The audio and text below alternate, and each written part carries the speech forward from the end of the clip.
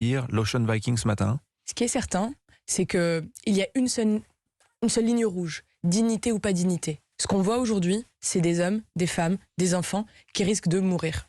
Rien d'autre. Donc oui, on les accueille à titre exceptionnel. Ils ne resteront pas tous sur notre territoire.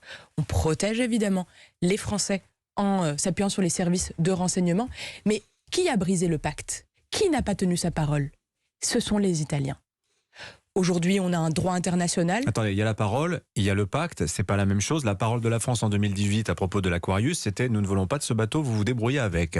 C'était on respecte le droit international et on trouve des réponses européennes parce que oui, on a vu ce que ça fait d'être au premier front, c'est-à-dire d'être un territoire littoral. Et le pacte, c'est quoi? C'est un pacte de solidarité européenne. Mais quand tu en sors, c'est pas une relation aujourd'hui problématique entre la France et l'Italie, c'est entre l'Europe et l'Italie. C'est l'Italie qui n'a pas respecté le pacte européen de solidarité. Quand 10 pays européens... Mais c'est quoi le pacte européen de solidarité, Sarah El Haïry ? On partage la charge d'accueil.